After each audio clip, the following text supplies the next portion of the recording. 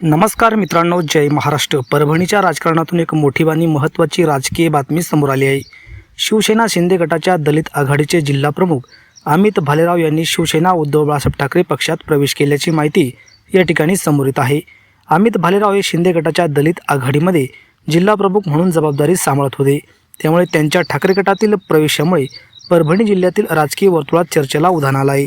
विशेष म्हणजे शिंदे गटामध्ये महत्त्वाची जबाबदारी असलेल्या पदाधिकाऱ्यांनी ठाकरे गटाची वाढ धरल्याने हा शिंदे गटासाठी धक्का मानला जात आहे।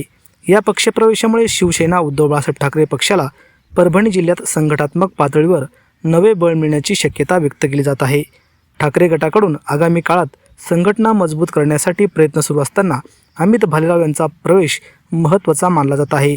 विशेष म्हणजे दलित समाजामध्ये आणि युवकांमध्ये पक्षाची संघटनात्मक ताकद वाढवण्यासाठी त्यांच्या अनुभवाचा उपयोग होणार का, याकडे आता लक्ष लागले आहे।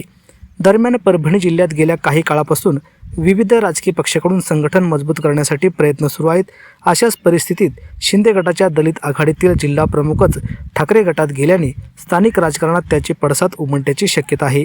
अमित भालेराव यांच्या पक्षप्रवेशानंतर शिंदे गटातील आणखी काही पदाधिकारी किंवा कार्यकर्ते ठाकरे यांच्या संपर्कात आहेत का, याबाबत देखील राजकीय चर्चांना आता सुरुवात झाली आहे। मात्र या पक्षप्रवेशामुळे परभणीतील ठाकरे गटाची संघटनात्मक ताकद कितपत वाढते आणि आगामी निवडणुकीच्या पार्श्वभूमीवर याचा राजकीय फायदा पक्षाला किती होतो हे पाहणे महत्त्वाचे ठरणार आहे।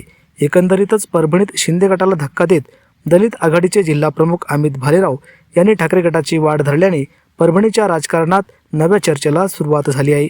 परभणीतील या राजकीय घडामोडीचा आगामी काळात काय परिणाम होतो याकडे आता संपूर्ण जिल्ह्याचं लक्ष लागलं आहे। तर मित्रांनो, तुम्हाला काय वाटतं?